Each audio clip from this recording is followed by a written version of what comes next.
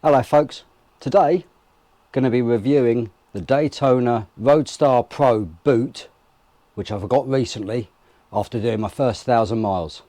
If you're interested, you know what to do.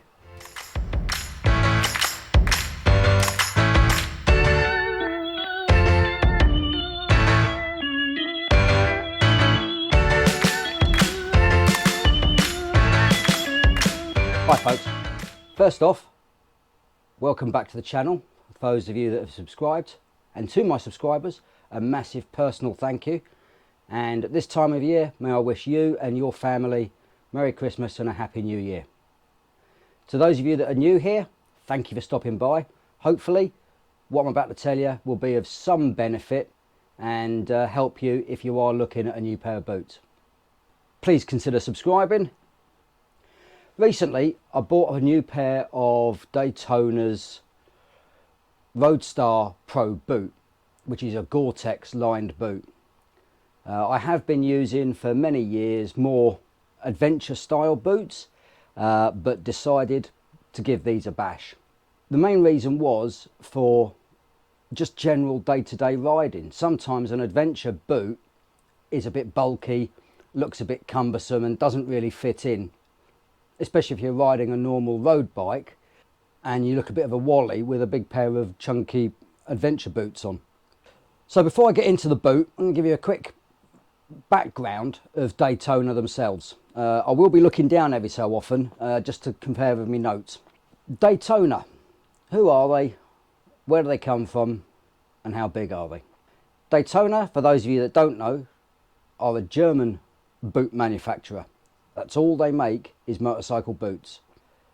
1957, two brothers created the Frey shoe company in Eggersfelden in Bavaria, Germany. And then in 1962 they launched their first motorcycle boot. A few years later, 1968, they created their first race orientated boot for motorcycle racing. 1973, so 49 years ago, they created the Frey Daytona brand. And that is the brand that we all know and love to this day. Every single boot that comes out of the factory is handmade. There are a few videos online that you can see to actually how they make their boots. If you're interested, it's well worth watching, even if they are in German. The boots themselves have about 120 components, and at the factory there's around about 140 staff. Each boot takes around about an hour and a half, and as a company they can produce 300 pairs of boots per day. And if you work that one out, that's 85,000 pairs of boots a year. So the Daytona Roadstar Pro Gore-Tex boot.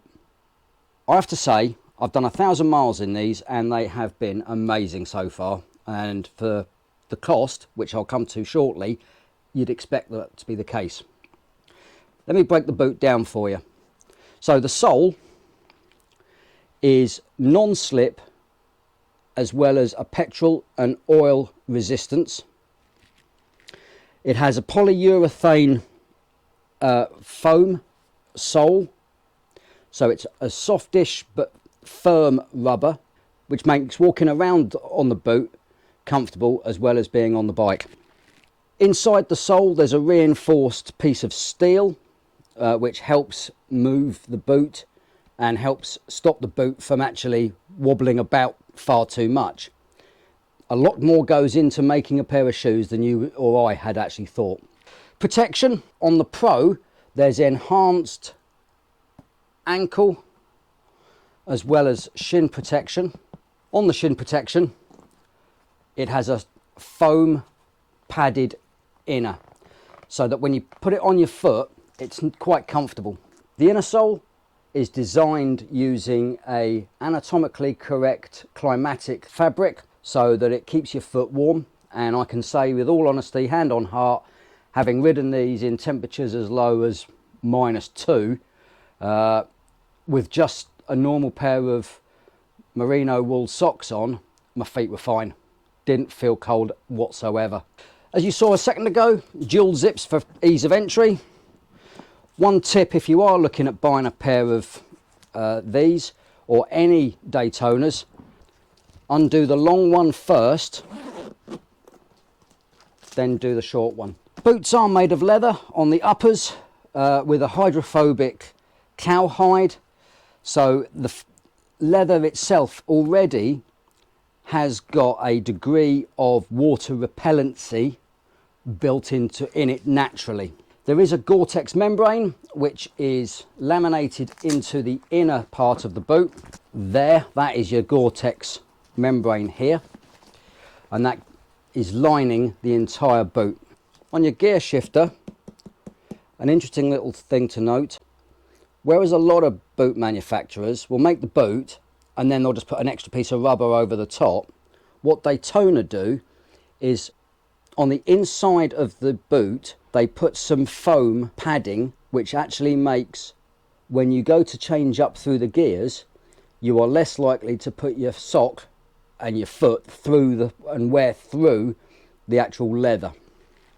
There is a 3-year warranty on these, so if you register with Daytona or the UK importer, you can actually get that done. One of the nice things is, if your boot needs resoling, you can actually send it back to Germany and they will resole your boots for you. Sizes, the Roadstar Pro only comes in standard width. If you've got wide feet, I then recommend you look at the standard Roadstar. If you want a bit more height, now I'm one who's vertically challenged, but I'm not doing anything about it. I feel you need an extra inch. The M Star, as well as the Lady Star, gives you a 2.5 centimetre lift on the inner sole, so that the boot actually gives you that little bit of extra height if you need it. The sizes, European sizes go from 40 to 48, which is UK 6.5 to 13, or for their US sizing is 7 to 13.5. Most UK retailers currently, when I checked this morning, are only stocking sizes UK 7 to 11.5. Currently they are listing at an eye-watering £365. But if, like me, you ride all year round, bar current weather conditions, then that works out at almost £1 a day. And I'm sure you'll do more than 365 miles in them in comfort. I know I have. One of the other nice things I love about these boots is on the back you have an adjustable tongue which is velcroed. So no matter what thickness your calf muscle is, or for that matter what thickness your socks are, you can adjust the back of the boot to be snug, or if it feels too tight you can undo it and let it come out a bit. I've had to do that. I put them on, they were snug and tight initially, and then after a short while they soon turned out to be quite tight. So I actually undone the velcros here and here, released it off, found something a bit more comfortable, put it back.